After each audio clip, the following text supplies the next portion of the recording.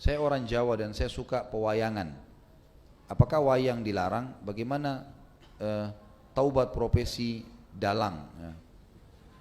Tentu saja saya sudah pernah bilang teman-teman sekalian, tanpa mengurangi penghormatan terhadap tradisi dan budaya semua suku.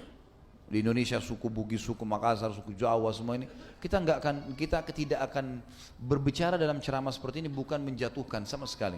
Tapi kita sudah harus tahu dan sadar kalau kita muslim, dan muslim ini dipandu oleh agama.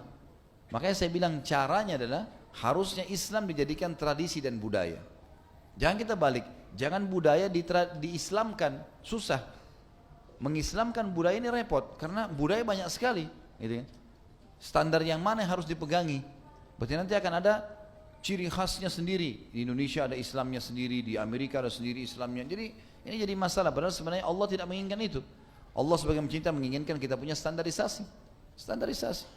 Jadi Allah alam yang saya tahu lebih baik yang seperti ini. Kalau memang itu peninggalan nenek moyang kita, mungkin kita bisa kenang dulu. Oh ini tradisinya orang dulu seperti ini. Tapi kan bukan berarti harus itu dilakukan sementara dalam Islam dilarang. Kita sudah Muslim, harusnya kita tinggalkan. Kalau masalah taubat, ya taubat nasuha kepada Allah sementara dengan 3 syarat yang sudah kita tahu. Meninggalkan dosa itu seketika, menyesal dan janji sama Allah tidak mengulanginya. Dan kalau dia punya, maka lebih baik dimusnahkan ya. Dan berarti kata ini lebih baik dihilangkan ya.